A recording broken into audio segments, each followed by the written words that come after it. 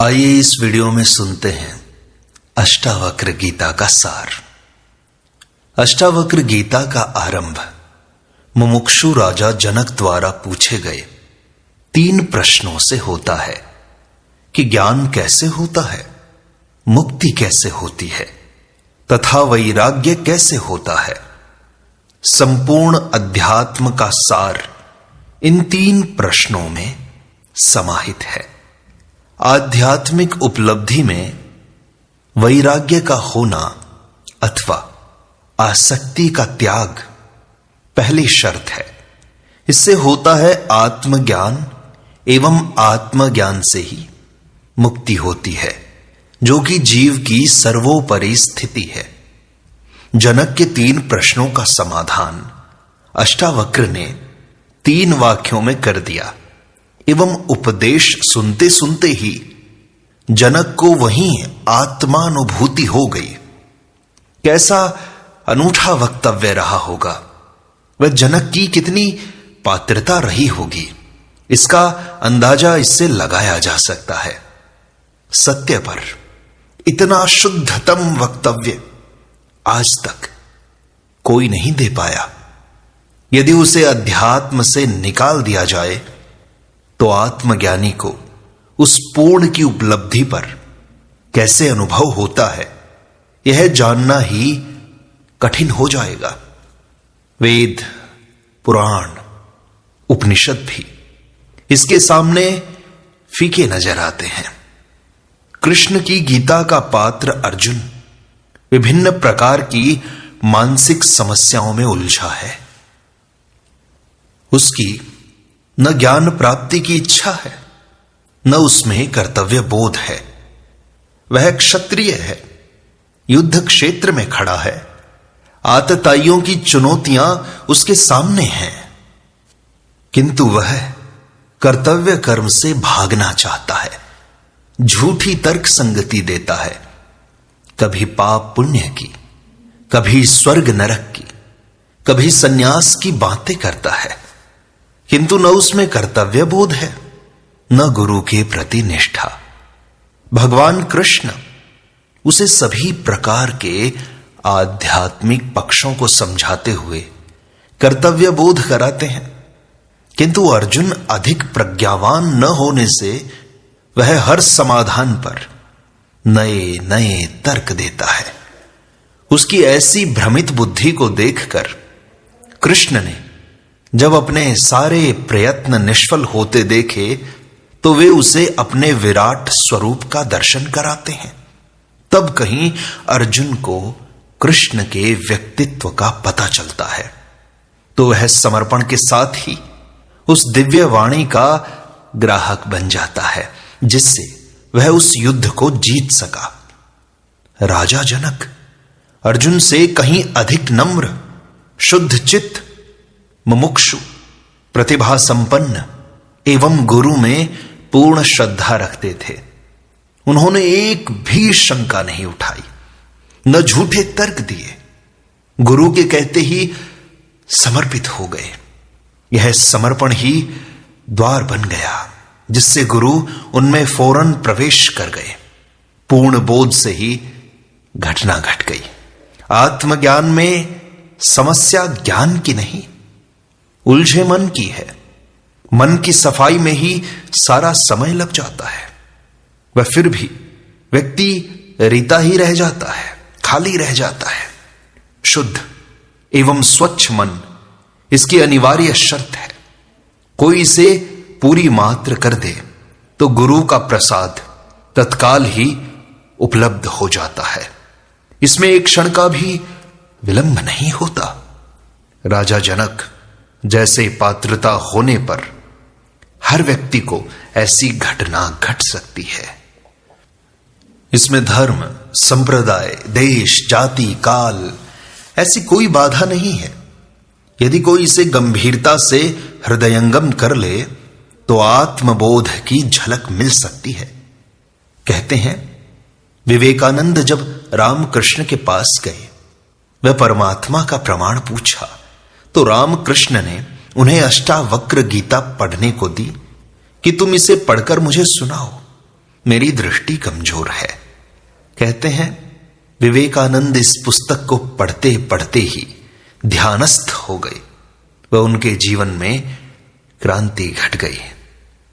आध्यात्मिक क्रांति बोध से आती है, अन्य क्रियाएं कहीं काम नहीं आती।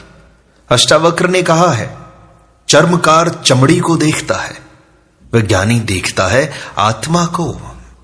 आत्मा को देखने की क्षमता आना ही उसकी पात्रता है, जिससे उपलब्धि संभव है। जनक ऐसे ही प्रज्ञावान थे, जिनको थोड़े से ही प्रयास से आत्मबोध हो गया। पूर्व जन्म की पात्रता रही होगी उनमें, तथा इस जन्म की मुमुक्षा। इन दोनों कारणों के उपस्थित होने से ही घटना बस शीघ्र घट गई। 100 अंश ताप पर पानी खोलता है, जिसको 99 अंश ताप पूर्व जन्म में ही मिल चुका हो, वह केवल 1 अंश ताप मिलते ही खौल उठता है। किंतु पूर्व जन्म में जिसे 10 अंश ताप ही मिला है, उसे 90 अंश की आवश्यकता पड़ती है। उपलब्धि में समय की भिन्नता का यही तो कारण है। फिर मनुष्य भी तो 4 प्रकार के होते हैं, ज्ञानी, मुमुक्षु, अज्ञानी और मूढ़। ज्ञानी वह है जिसे ज्ञान प्राप्त हो चुका है। मुमुक्षु वह है जो ज्ञान प्राप्ति के लिए लालायित है, उसे हर कीमत पर प्राप्त करना चाहता है। अज्ञानी वह है जिसे शास्त्रों का ज्ञान तो है, किंतु उपलब्धि के प्रति कोई रुचि नहीं रखता। तथा मूढ़ वह है जिसे इस अध्यात्म जगत का कुछ भी पता नहीं है, वह जानना ही नहीं चाहता। वह पशुओं की भांति अपनी शारीरिक क्रियाओं को पूर्ण मात्र कर लेता है, वह शरीर में ही जीता है।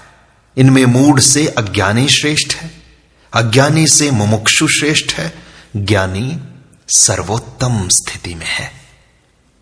कुछ चीजों का अस्तित्व है, किंतु उनके प्रमाण नहीं दिए जा सकते। जो आंख से देखने की है, जिसका स्वयं अनुभव किया जा सकता है, उनको प्रमाणों से सिद्ध करना असंभव है। अंधे को सूर्य को प्रमाणित करके नहीं समझाया जा सकता, उसे रंगों का ज्ञान नहीं कराया जा सकता। प्रेम, दया, करुणा, दर्द, पीड़ा, आनंद को नहीं दिखाया जा सकता, न उन्हें प्रमाणित ही किया जा सकता है। ये स्वयं के ही अनुभव में आती हैं। बुद्धि की एक सीमा है, जहां तक ही यह निर्णय ले सकती है आत्मा, परमात्मा, ब्रह्म इत्यादि उसकी पकड़ से बाहर हैं। ये इंद्रियों के विषय ही नहीं है। इंद्रियां स्थूल को पकड़ सकती हैं, सूक्ष्म तो उनसे छूट जाता है।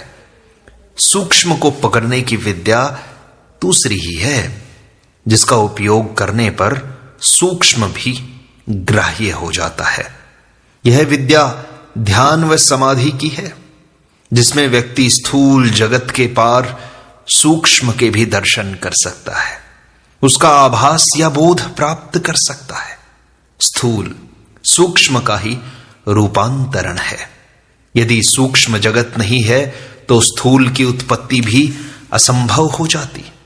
अज्ञानी स्थूल को ही पकड़ पाते हैं, वैज्ञानी इस सूक्ष्म को भी पकड़ लेते हैं। अध्यात्म इसी सूक्ष्म को पकड़ने का विज्ञान है। इसकी कुछ शर्तें हैं, जिन्हें पूरा किए बिना सूक्ष्म का ज्ञान नहीं हो सकता। आत्मज्ञान के लिए निर्विकार चित्त व साक्षी भाव चाहिए। महर्षि पतंजलि ने कहा है, योगश्चित्त वृत्ति निरोधा। चित्त की वृत्तियों का निरोध ही तो योग है। इन चित्त की वृत्तियों को रोकने की भिन्न भिन्न विधियां हैं, किंतु उच्च बोध होने पर इन विधियों की आवश्यकता नहीं पड़ती। भगवान बुद्ध ने भी कहा है कि जो समझ सकते हैं उन्हें मैंने बोध दिया है, वह नासमझों को मैंने विधियां दी हैं। नासमझों के लिए बोध काम नहीं करेगा, उनके लिए विधियां ही ठीक हैं। राजा जनक में बोध था, विद्वान थे, समझ थी। अतः अष्टावक्र ने उन्हें कोई भी विधि नहीं दी, ना ही उन्हें यम नियम साधने को कहा, न आसन मुद्रा प्राणायाम बताए, न जप तप के लिए कहा, न गायत्री पुरस्चरण करवाया, न पूजा पाठ की शिक्षा दी। सीधे बोध को छुआ और जनक जाग उठे। यह जनक का कौशल्य था कि जिससे सुनते सुनते ही आत्मज्ञान हो गया और कुछ भी करना न पड़ा। गुरु ने भी उपयुक्त पात्र देखकर अपनी पूरी शक्ति का प्रयोग किया, तभी यह संभव हुआ होगा। अष्टावक्र का ज्ञान प्राप्ति हेतु मात्र उपदेश देना इतना ही था कि आत्मज्ञान के लिए कुछ करना नहीं है, क्रिया मात्र बंधन है। क्रिया के साथ फल की आकांक्षा सदा लगी रहती है, इनके साथ अपेक्षाएं जुड़ी रहती हैं। हर क्रिया की प्रतिक्रिया होती है, वह उसका निश्चित फल अवश्य मिलता है। यही मुक्ति में बाधा बन जाती है। अष्टावक्र ने समाधि का अनुष्ठान भी बाधक बताया है। अष्टावक्र का सारा उपदेश बोध का है, जागरण का है। मनुष्य शरीर, मन, बुद्धि, अहंकार में जीता है। इन्हीं से उसे सुख दुख का अनुभव होता है।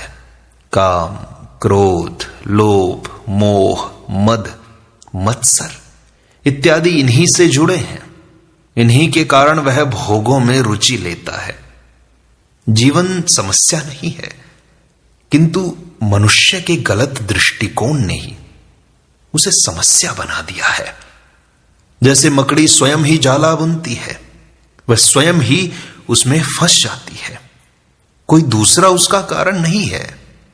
ऐसी ही स्थिति मनुष्य की है कि ये सभी बंधन उसने स्वयं ही निर्मित किए हैं। वह स्वयं ही उसमें उलझकर रह गया है। किंतु मनुष्य न शरीर है, न मन, न बुद्धि, न अहंकार। वह तो शुद्ध चैतन्य मात्र है। शरीरस्थ यह चैतन्य ही आत्मा है। वह विश्व की समस्त आत्माओं का एकत्व भाव ही ब्रह्म है। दोनों अभिन्न हैं। वह न करता है न भोगता, न इसका बंध है और न ही मोक्ष। यह सबका साक्षी, निर्विकार, निरंजन, क्रिया रहित एवं स्वयं प्रकाश है। यह समस्त सृष्टि में व्याप्त है। वह समस्त सृष्टि इसमें व्याप्त है। सृष्टि का आधार ही यह चैतन्य है। सृष्टि इसी चैतन्य की अभिव्यक्ति मात्र है। सृष्टि अनित्य है, यह चैतन्य शाश्वत व नित्य है। यही मूल तत्व है। सृष्टि इसी के सृजन का परिणाम है। ऐसे चैतन्य का बोध हो जाना ही मुक्ति है। इस मुक्ति के लिए अष्टावक्र जी कहते हैं कि इन सांसारिक विषयों के प्रति जो तुम्हारी आसक्ति है उसे विष के समान छोड़ दें तथा स्वयं को वही शुद्ध चैतन्य आत्मा मानकर उसमें निष्ठा पूर्वक स्थित हो जाओ। यही है वैराग्य, ज्ञान व मुक्ति का रहस्य। सारे अध्यात्म का रहस्य मात्र 3 सूत्र में खोल कर रख दिया।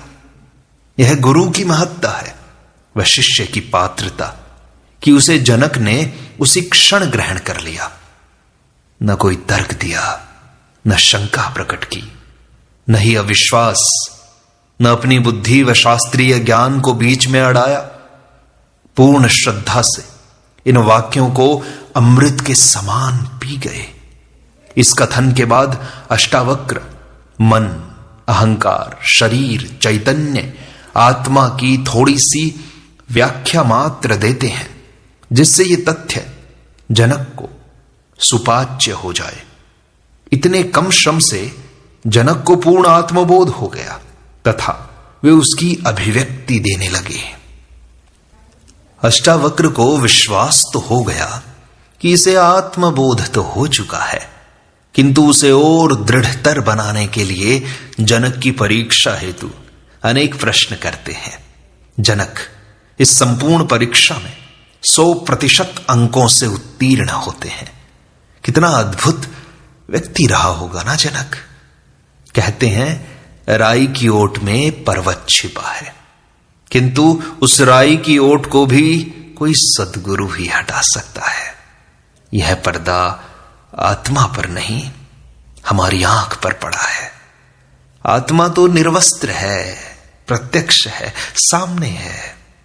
देखने की क्षमता मात्र आनी चाहिए। सद्गुरु दृष्टि या बोध देकर उसे अनावृत कर देता है। शिष्य के ज्ञान के लिए गुरु की उपस्थिति मात्र पर्याप्त है, जिससे घटना घटती है। मीरा, कबीर, रमण, संत ज्ञानेश्वर, विवेकानंद, भर्तृहरि इत्यादि अनेकों उदाहरण हैं जो यह प्रमाणित करते हैं कि आत्मज्ञान में गुरु की अनिवार्यता है। इसीलिए आध्यात्मिक उपलब्धि में गुरु का महत्व सर्वोपरि है। गुरु ईश्वर का ही प्रतिरूप होता है, वही ईश्वर का साकार अवतार है। उसकी महिमा ईश्वर से किसी प्रकार कम नहीं है।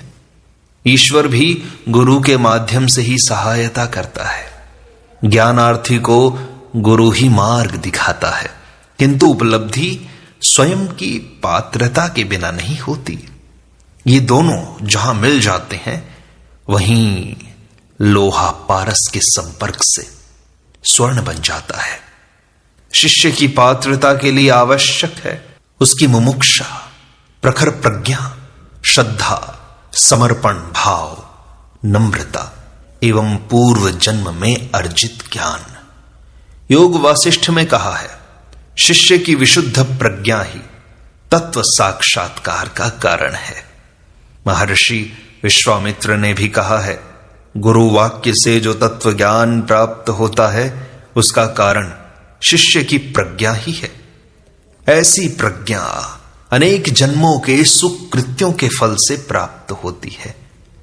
जीवन एक नहीं है, बल्कि अनेकों जन्मों की श्रृंखला में कड़ी है। वर्तमान जीवन पूर्व जन्म की भित्ति पर खड़ा है तथा भविष्य का निर्धारण करने वाला है। जीवन में किया गया हर कृत्य अगले जीवन पर अपनी छाप छोड़ता है।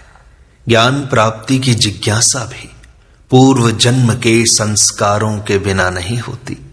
जब संस्कार तीव्र हो जाते हैं, तब वह व्यक्ति सद्गुरु की कृपा का प्रसाद अनायास ही प्राप्त कर लेता है।